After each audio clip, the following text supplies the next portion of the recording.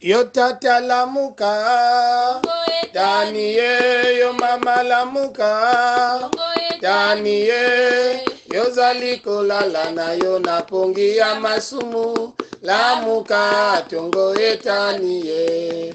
Yo zaliko lalana yo napongi ya masumu, lamuka tongo etaniye. Oh elenge lamuka, Taniye, elenge lamuka, Taniye, yozali kolala na yo napongi ya masumu, lamuka tongo etaniye. Yozali kolala na yo napongi ya masumu, lamuka tongo etaniye.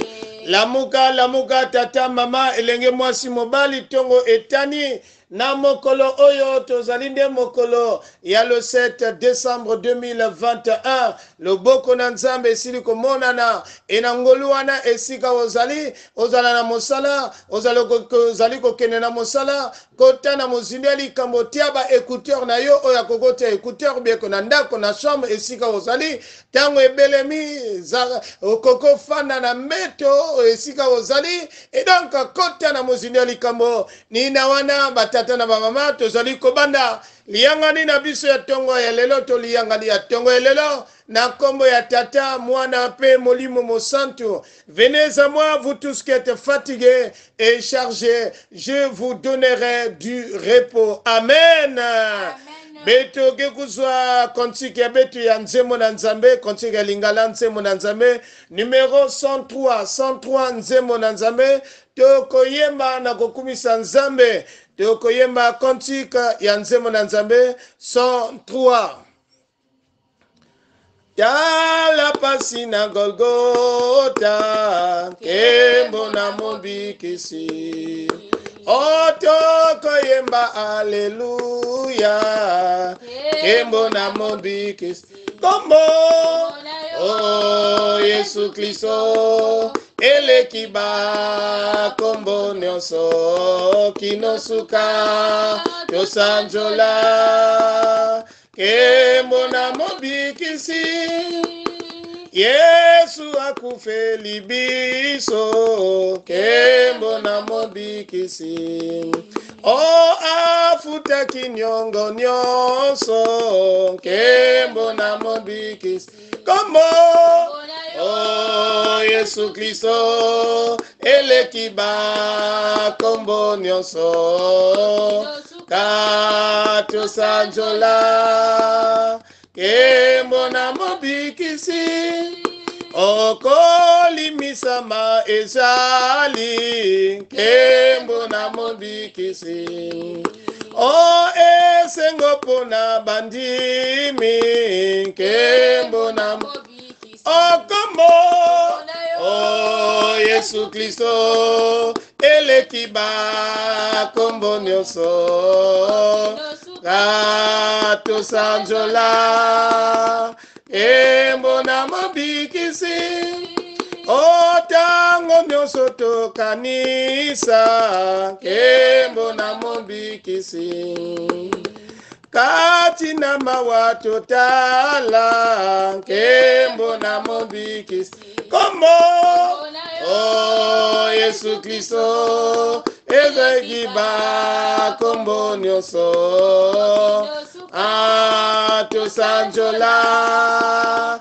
Kembo na mobikisi, elikia na biso nase. Kembo na mobikisi, komo na epai na Nzambe. Kembo na mobikisi, okombo, ah Yesu Kristo, elekiba kombo nyonso tosanjola. Kembo na mobikisi, okobikisa ma ezali. Kembo na mobikisi, o esengo pona bandimi. Kembo na mobikisi, kombo, yo Yesu Kristo, elekiba kombo nyonso tosanjola. nkembo na mobikisi na wana nde tozali kofanda tokobondela masiya nzambe na bomoi, masiya nzambe na nguya, masiya tata na nkembo oyo tondi na lokumu nde tango oyo nzambe osili kolamwisa biso, osili kopesa biso pema makasi nzambe ya kokoma na tango oyo ni wana liboso tozali kongumamela yo na kokumisa kopesa tango oyo journée oyo nde na maboko na yo ni wana masiya koba kolimisa moko te na ndembe oyo akokotombola mosapi ya koloba ke ye moto akokoka. Éternel, que tu purifies ton peuple tel que tu le connais par le moyen du sang de ton fils Jésus. Éternel des armées, et la gouvernail de ce temps soit à toi. Éternel, tu connais ce dernier, il est disponible ce matin, il a ouvert le cœur ce matin pour te recevoir à travers ta parole qui sera prêchée, à travers les cantiques qui seront chantés, à travers l'intercession. Nous voulons te voir, Seigneur, nous voulons te voir avec te zolanzambi na makeri kanyonso kumona nkemu yange yala lukutukuni ya na kumu nange Yesu nzambi ya moyo betu mesambila mutindina. Amen. Amen. Amen. Nina ina batata na bamama kifulu betu ikele betu ke na kuzonza diamu ya ngizuli ya mbote ba oyo toko kende likolo mbote na biso bana na nzambe mbote na biso wafwaso na yiswe koyaka malamu ya bandeko oyo bazali na mikili mosusu ozala kuna na Amerika, Europa na Asia bisika nyonso tozali kotombela bino koyaka malamu ezala na molongo na biso ya Afrika na kata dibundu ya samu ya mbote kifulu betekele beno tambula bambote ya beto e bambote pe kingenga na biselo ya nzambi mutini betekele awa le couple Sita beto mekutuba le couple de l'évangéliste Sita beto pe beto metuba beto kuisa na kiyenge ya mfumu na babani ya fioti les amis de Jésus qui sont en train de nous suivre de là où vous êtes. Nous disons à nous tous, venons dans la paix du Seigneur. Diaka na iswe nina beto metuba bika tuisa gotomo bika tata nzambi katu bika katu matangu nyonso ni sakumu na betu nene kukeba bantangu nyonso ni kuna na ntangu yai beto kena kutata wana kukembisa tata nzambi munzwadise mutukundanga mutambulanga malongima seimbidila kungamya kumusitisa ngeye munzwadise mutukundanga anga malongi mako ila kungamya kumusitisa o mamunzo enina kambido utuwa tambula lusambulu lweto mwamunzo enina kambido utuwa tambula lusambulu lweto nzambi geyewe na wazangama lwakulusikilanga nzambi ngeyewe na lembo wawidi angeyewe na wazangama lwakulusikilanga nzambi ngeyewe na lembo wawingi mwamunzo enina tambido utuwa tambula lusambulu lweto nzambi mwamunzo enina tambido utuwa tambula lusambulu lweto nzambi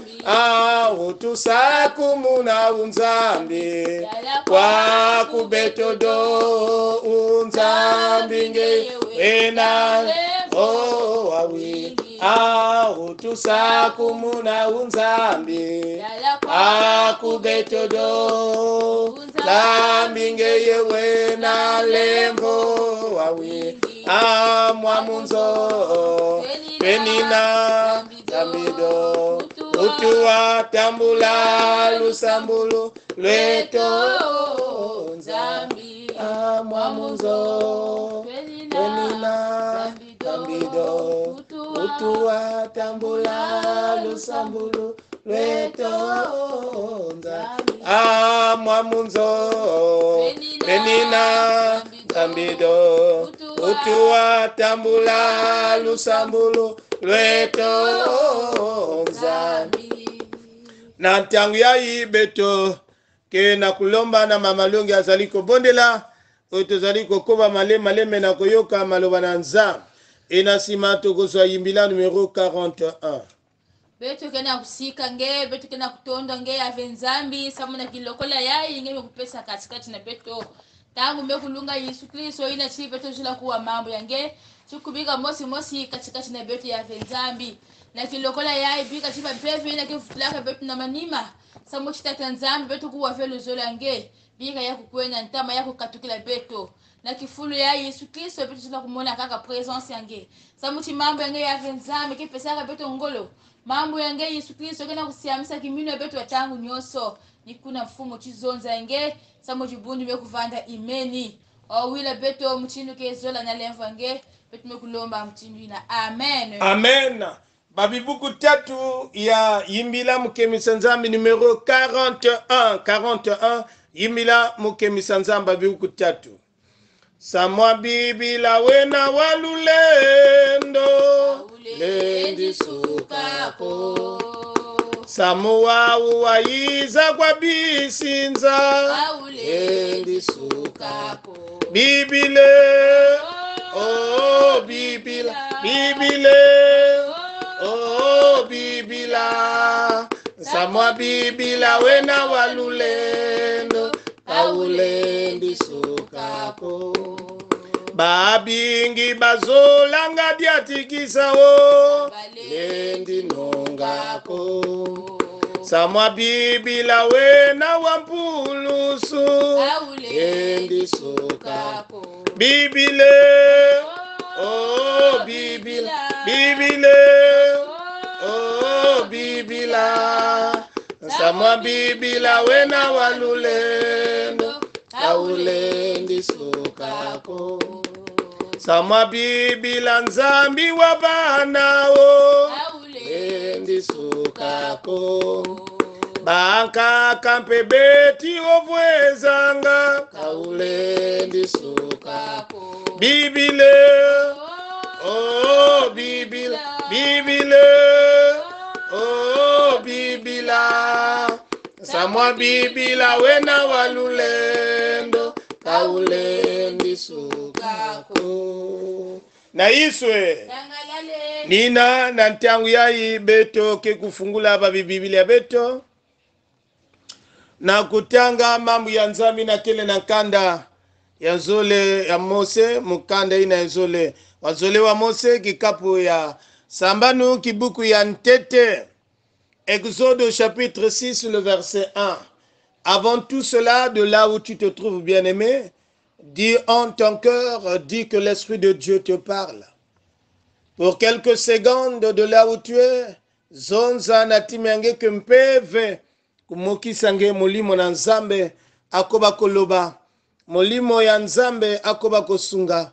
Et donc prie dans ton cœur de demander à l'Esprit de Dieu de t'ouvrir les yeux spirituels, de t'ouvrir le cœur spirituel, de t'ouvrir les oreilles spirituelles, afin de recevoir, afin d'acquérir la parole de Dieu qui sera déversée ce matin. Et donc, prie dans ton cœur, que mpeve na nzambi tatamana ku yalato kutuadisa. Yaka molimo.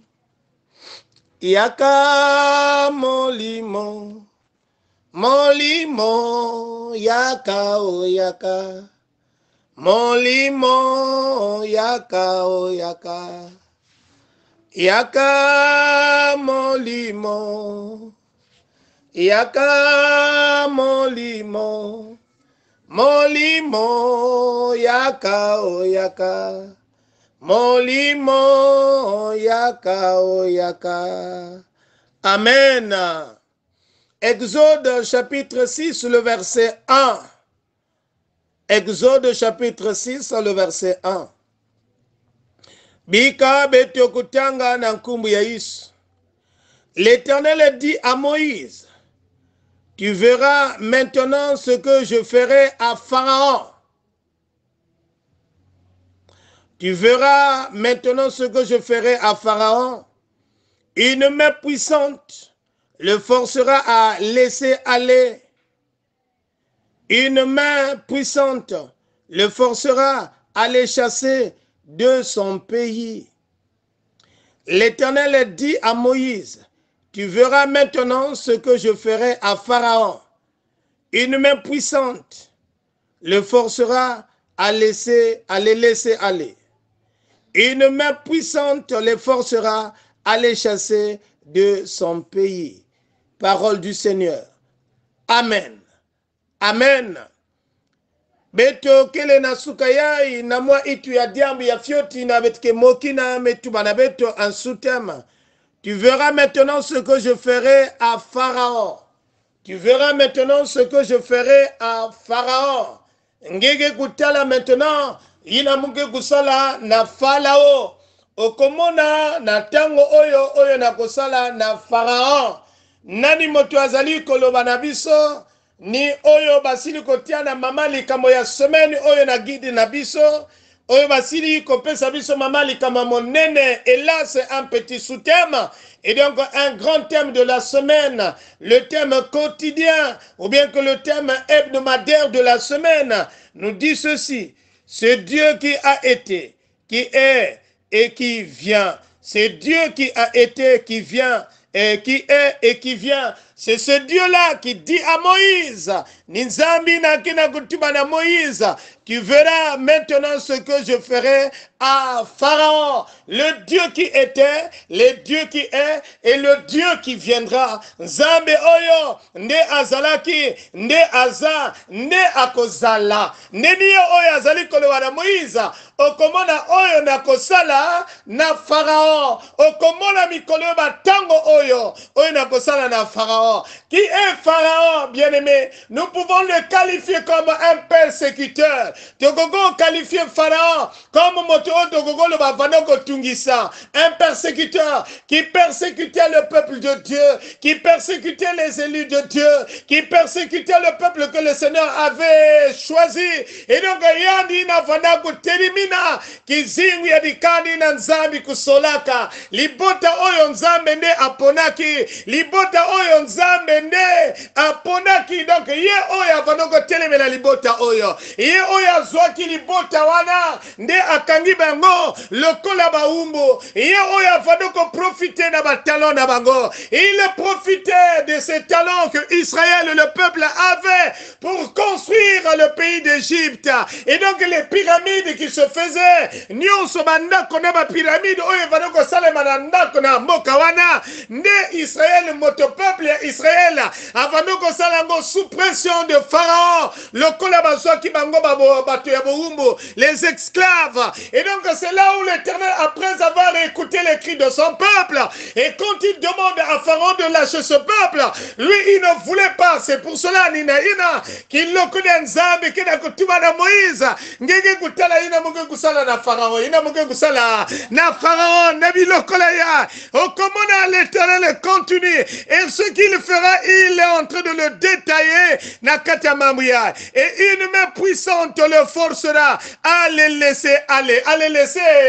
Une main puissante le bokonanguya oyeko forcer atika libota wana atika nde bango nde ba kende le bokonanguya ni wana nde le boko wana oyeko sala ke yangiye nde abimisa bango na kati ya mboka na bango wana. La main, une main puissante les forcera à les chasser de son pays, à les chasser de son pays. Le bokonan nzambe.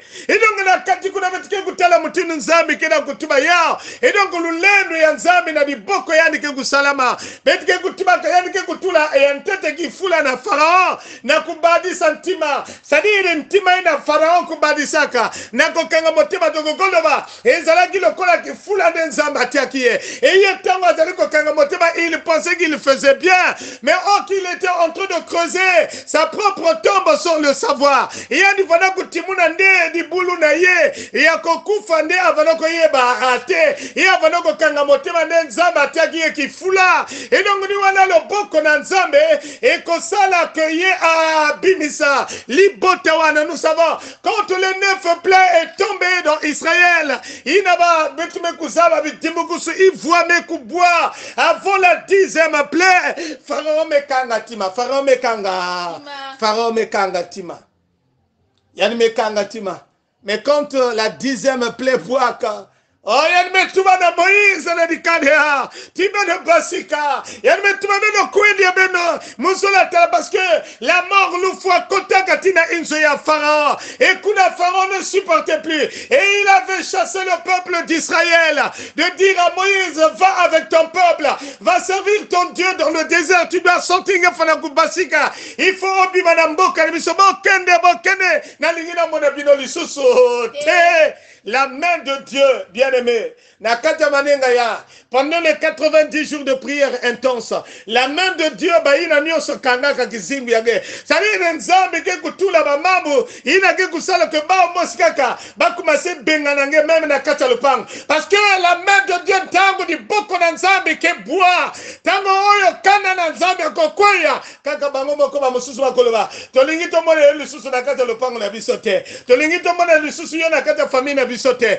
To ba koma boya yo, parce que nde ba kutani na loboko na tata. Na loboko na dongo kokamwa te, nge pamuka ve, e ba musi ba ina fana kanga kisingo nge na kata nkuku, ina di boko ya nzambi ke kubwa na kati ya ba musi kaka sari. Dieu va leur renforcer de te laisser aller, de laisser ta vie na koleba, toko sima ili susu te, parce que to kutani na mo, to kutani na moto na tata, to kutana loboko na tata, to kutana nguya na tata, to koko résister li susu te. Ils ne vont plus résister à la main de Dieu. Ils ne vont plus résister à la grandeur de Dieu. Et donc ce matin, c'est ce Dieu, le même Dieu qui avait agi devant Pharaon, le même Dieu Inakukula Kadika d'Israël, c'est le même Dieu aujourd'hui, c'est le même Dieu qui est présent, c'est le même Dieu qui viendra pour le futur, pour demain. Il connaît ta vie, Inatata na mama. Kolenga lenga lisusu te. Nakobanga te nangai ye azali mosungi nanga. Nakobanga te nangai ye azali mobateli. Tikangai na yembela ye zamboyo ngana yembelaka, nzamboyo ngana yembisaka, nzamboyo ngana yembelaka. Azali nzambe na Azali nzambe na solo. Et donc regarde ce qu'il fera. Samuna baina nyonso gena kutenimi na kizingu yange. Tala ina nzambe ke kusala. La main de l'Éternel va leur forcer mutino nzambe me kutumila na beto awa. Nikuna na sukaya na manenga eba tata na mama. Kolenga lenga lisusu te. Koyana na bomote. L'Éternel a parlé. C'est la parole de Dieu. La parole qui ne passera à jamais. Celui qui est, celui qui viendra à parler, celui qui était à parler sur le même Dieu qui n'a point changé. Si réellement qui si il n'a pas profité kagana étoile nange, vana profiter kagana salaire yange, vana profiter kagana ngole yange, vana kangange batangu dio so bandosi satane na nyoso. Yandi ke bika, parce que azali ko kuta na lo boko na tata, azali ko kuta nangu ya tata. Tango lo boko wane kota kina Israël. quel que soit vos conduits Azalaki Nango Pharaon, il ne pouvait pas se lever devant la puissance de l'Éternel. Et quand il y a un Zabatia qui fout là, et donc il avait creusé sa propre tombe. Est-ce que réellement, ça dit Israël qui n'a pas sabu kana imbu yambaki, imbu, ça dit une tombe kufunguka, la mer rouge s'est divisée en deux. Israël passe et eux ils regardent de telle manière que Israël était en train de passer. Moutini Israël fana mais si vous obavez, ngeli na kota dia kana kata zila ina ve parce que ngeme tala kaka na liboko ya nzambi masa me funguka. Mais tu ne vas pas te mettre dans ce pétrin, mais que kangaya timi ya ba fava vana tala que ya vana ka mambu ya mbote or que ya vana ka buzenge tala moutini ba ke kota ba pe na zila ina nzambi me basi d'abord Israël et l'Éternel avait laissé ba union so ba kota yani me kanga masa tango akanga kiango nabasha bibundeli obazalaki nango bango nyonso batindaki bango nyonso ba et donc nzamba kotia na kata mutema na bango lokola bozuba lokola kifula me bango bazali komona ngo makambo ya malamu tali nzambe ke kutula kitezo bosi ngeke comprendre fe tala ngeke comprendre fe mutinu nzambe kila kunata ba malembe ba kutima ndiamu ya baba mosi bazoye bateko bazali ko creuser kanga nde kufa na bango moko ni wana ko telemela kabana na nzambe te ko telemela kabana na nzambe attention ko simba kabana na nzambe bazali nde na moto oye ziki sakabana na nzambe bazali na moto nzambe na biso azali nzambe na moto. Et donc, tu verras ce que je ferai à Pharaon. Tu verras ce que je ferai à celui qui est en train de se lever contre ta vie. Dit l'Éternel. Bikanzambi kusakuna mambuya. Nakubieka mambuya. Nakume ni mosinzambi ya ngolo ya lulendo. Amen. Amen. Nantangu ya mutini beto mekuzabila. Mambuina ke nakukangisa. Manenga ya 90 jours de prière betkena kukwenda Philippiens 2 9 11 betukwende non Philippiens 2 9 11 c'est pourquoi aussi Dieu l'a souverainement élevé et lui a donné le nom qui est au-dessus de tout nom afin qu'au nom de Jésus tout genou fléchisse dans les cieux, sur la terre et sous la terre et que toute langue confesse que Jésus-Christ est Seigneur à la gloire de Dieu le Père. Philippiens 2, 9, 11. C'est pourquoi aussi Dieu l'a souverainement élevé et lui a donné le nom qui est au-dessus de tout nom, afin qu'au nom de Jésus, tout genou fléchisse dans les cieux, sur la terre et sous la terre, et que toute langue confesse que Jésus-Christ est Seigneur à la gloire de Dieu le Père. Philippiens 2, 9, 11. C'est pourquoi aussi Dieu l'a souverainement élevé et lui a donné le nom qui est au-dessus de tout nom, afin qu'au nom de Jésus, tout genou fléchisse dans les cieux, sur la terre et sous la terre, et que toute langue confesse que Jésus-Christ est Seigneur à la gloire de Dieu le Père. Quel ami fidèle et tendre nous avons en Jésus-Christ, toujours prêt à nous entendre, à répondre à notre cri.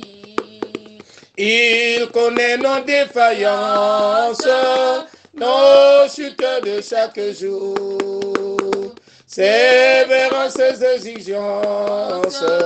Il est riche en son amour.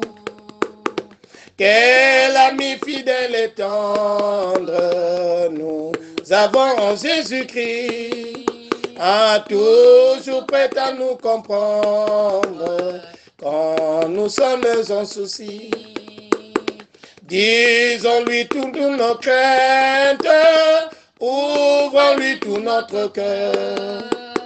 Bientôt ces paroles saintes nous rendons le vrai bonheur. Quel ami fidèle et tendre nous avons en Jésus-Christ, toujours prêt à nous défendre quand nous presse l'ennemi. Il nous suit dans la mêlée, nous entoure de ses bras. Et c'est lui qui tient l'épée, qui décide des combats.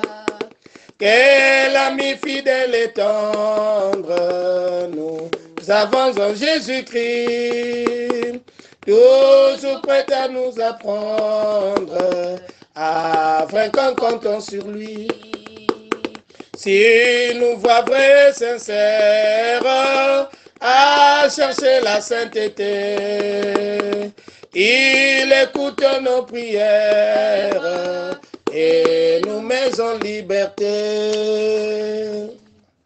Veux-tu briser du péché le pouvoir? La force est en Christ. La force est en Christ. Si dans ton corps tu veux le recevoir, La force et dans le sang de Christ, je suis fort, fort, oui, plus que vainqueur, par le sang de Jésus. Je suis fort, fort, oui, plus que vainqueur, par le sang de Jésus, mon sauveur. Veux-tu braver et la mort et l'enfer? La force est en Christ, la force est en Christ. Jésus du monde fait tomber tout le fer. La force est dans le sang de Christ. Je suis fort, fort, oui, plus que vainqueur, par le sang de Jésus. Je suis fort, fort, oui, plus que vainqueur, par le sang de Jésus, mon sauveur. Veux-tu marcher toujours pur, triomphant? La force est en Christ, la force est en Christ. Pour te garder, Jésus est tout puissant. La force est dans le sang de... Oh, je suis fort, fort, fort, oui, plus que vainqueur, par le sang de Jésus. Je suis fort, fort, oui, plus que vainqueur, par le sang de Jésus, mon sauveur. Veux-tu du ciel t'approcher chaque jour? Oh, c'est en Christ, la force est en Christ. Avec Jésus demeure pour toujours. La force est dans le sang de Christ. Je suis fort, fort, fort, oui, plus que vainqueur, par le sang de Jésus. Je suis fort, fort, oui, plus que vainqueur, par le sang de Jésus, mon sauveur. Nantangu yai kifulunge ikele, sogomoni ya malamu ya kofukama uzali kofukama, sogomoni ya malamu ya kotelema uzali kotelema, sogomoni ya malamu ya kofana uzali kofana na ndembe oyo. Mama longi azali kobondela pona bilenge nyonso, pona bajono nyonso, nina periode oyo, babilenge de bakotaka na kata mitungisi, nde na kata loyenge, nde na kata makambo oyo, kokome mayiki katikati na bango, parce que azu bilamba te, parce que azu wele la bilamba, parce que azu wele la boye, parce que de ba fête ya fin de l'année, parce que ba programme ya boye, et mama longi azali kobondela pona bilenge nyonso, ya mibali to ya basi yope koto zali, tu es en train de prier pour la jeunesse du monde entier, que le Seigneur puisse mettre la tranquillité et que le Seigneur puisse les toucher. Mama longi, kena kusamila na manima, munupe muke kutatamna kusamila na basuji ya kaka. Matondo nange nzambi ya moyo, nzambi ya nzitusu. Ona manima Yesu Kristo ya kuwa mambo yange. Ofumu ni bantweni abetu kena kulakisana ntalisi yange. Mamo ya itata nzambi ngeme kuzaba yao mbote. Ngonda ya Yesu Kristo ngeme kuzaba yao mbote. Samuti ya kele ntangu tata nzambi kulutisa bafeto. Ni kuna ya venzambi bantweni ke kutela maka mayindu ya venzambi ke kuvandaka ya mingi. Samuti ya kuzove bilele. Samuti ya kuzove mbongo. Ni kuna tata nzambi bake kujataka na banjila ya bonso. Bake kukwendaka ya venzambi na bisika ya kijikiji mfumu. Ni kuna na kilokola ya nzambi. Bika nge bambu kila bantwenya. Bika nge pesa ba ungole mfumu. Banda ya bakento chia babakala na ntangu ya nzambi. Bika chiba mpevi na ya imbi ke kutuma ke bampevi na tata nzambi ka kutuwasaka bao na kilokola ya mfumu. Bika chia kukwenda ntama Yesu Kristo jini ngimisa mayindu ya bao. Samuti ba kutajijila nge kaka nge ave nzambi nenda kusadisa bawo na kilokola ya mfumu bika chinge wila beto kubika bantu wena fe ave nzambi bika chi ave nzambi lulendo nge kutatamana katikati na bawo samuti mfumu bakubambukila nge moyo Yesu Kristo ke mboso yange na zitu so yange samuchinge kele nzambi alongo wila beto muchinu kele zola na lemvu yange betume kulomba faso yina. Amen. Amen. Je suis fort, fort, oui, plus que vainqueur par le sang de Jésus.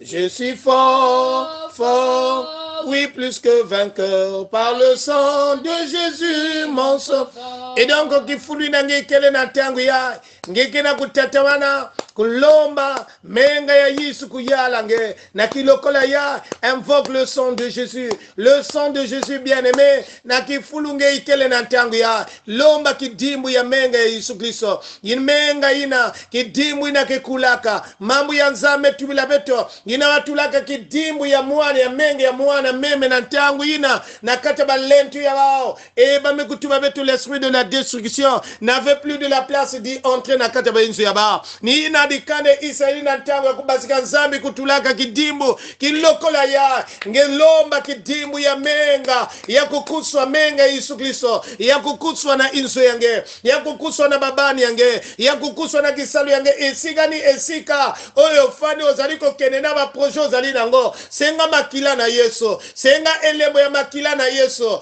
oyo nde e protege ke, e batelaka, oyo nde makila na ye, nde tozwi na lobiko, na makila na bapota na ye, na mapipi na ye, na bapota na ye, ke tozwi lobiko, na tango oyo ndeko, senga elemo ya makila na Yesu, senga elemo ya makila na Yesu, senga elemo ya makila na Yesu, senga elemo ya makila na Yesu, onzambe na nguya, onzambe na nkembo, onzambe oya bikisaka, na ndeme oyo elemo ya makila na yo, eko bako bikisa elenge oyo. Tiga ete to bondela, ngeke nzambi ya mbote, ngeke nzambi na ketalaka biadi ya dibundu nange, ngeke nzambi na ketalaka biadi ya dikanda nange, na kilokolete atabeto nzambi, na bantangu ya betike na kuzonza, kaka mazono, bamekatuka na veya mpangi, kaka mazono, diamu ya kagelufu amekubwa, edikanda ya ketelmo blessé, edikanda ya ketelmo choqué, tela batufua, ina kena kutananaka subitama, ngeme kuzaba komedo fua, kilokola ya, nzambi ya beto bomba, nzambi ya beto kakida tabila, nzambi, nge tabila babana nyonso na dikande ya batekolo, nzambi bika nge protege ba, tala mutinu nzambi, bitezo ya bimbefo, kina kunangu mukina babani ya fioti, tate beto nzambi, betime yekola babani ya fioti, bayekagena ndinga ve ya kuzonza, bamosusu nge nzambi, bazalina mongongo ya kolobate, me osili komona oye zaliko tungisa bango nzambi, ba oba kozali kuna na rea na bandako,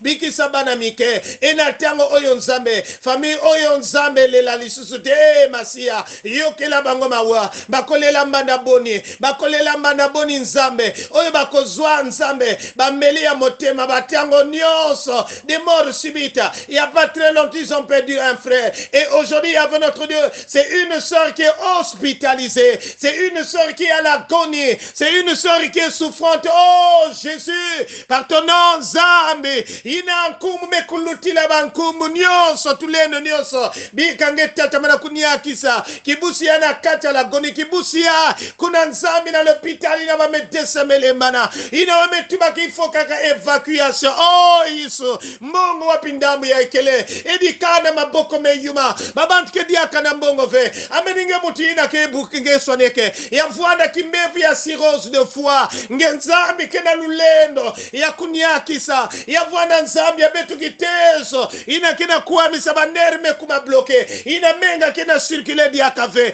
metate beto nzambi nge kina lulendo na kilokola ya na kusima baneri ya pour que nyonsi ya circulation nzambi ya menga ya vwana mbote o kilokola ya betu melomba ke bambasi nange betu melomba ke ba ange ya nzambi ya dizulu ba infirmier ya dizulu nzambi ba kulumuka basima nzutu ya kibusia basima nzutu ya kisielo ya basima manzutu ya tata ya mutineme voana kakotiani kele. Il attend que la mort, parce que le prostate, il y avait notre Dieu.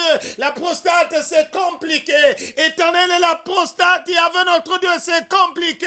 Il attend que la mort, oh, Jésus-Christ de Nazareth, ngena kekunia kisaka, biga kilokola ya, ngesi manzutu ya tata ya, ngesi manzutu ya kiselo ya, samutia ni tonda nge, ni kuna nzambi ya beto, quelque soit lendo, ina kena telimina kaba, ya vuana kokila, ya vuana tangu ya kena kuwa, mutimi mdinga ya mutu kena kubokila yani, nena niketala ya nikena tala yani ve, kalaba mpevi ya imi, ina sula kiselo ya kusala accident, ni kuna nzambi ya beto, bitenzo kena telimina ba, nzambi mongongo oya mabe, kaka nena butezo benga kaye, kango oya lamu kana pongi ya zomona, lokola moto ya zobenga ye, metango atalabo ya zomona ete nzambe, na ndebe oyo, tolobi kuna milimo nyonso ya mbindo kena kombo na yo, ezaliko pakata nemango, ekene mosika na bisika hoka, na bisika oyo nzambe ama simite, na bisika oyo neba fandaka, mena ndako ya mama oyo te,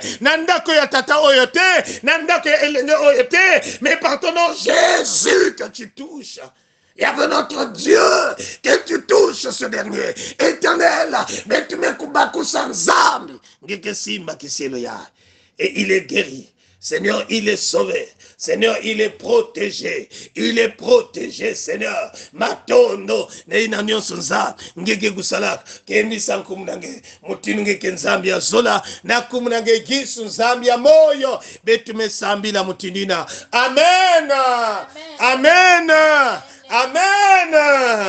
Est-ce que tu vas beta maboko pona nkolo, to beta maboko?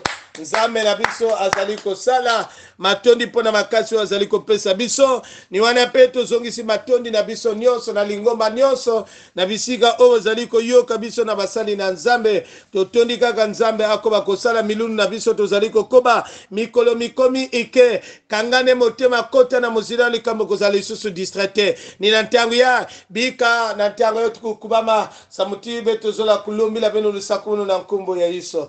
Amen muzolo evansie Amen muyiso yimvuluzi Amen muntima mieto miamyo Amen bwabobo sanisi nanzambi Yehova ayandi weti kutuzolanga yandi muyiso watutanina Amen alleluia bika lemvo ya mfume betu isubiso zola ya tate betu nzami na kintuadi ya mpevi ya longo inamekulutila mazayu nyonso ya bieka na kukeba beno banabuya ti bantangu nyonso dibundu ya tata nzambi ibeno kwenda kuvana kiyenge ya mfumo. Amen. Amen.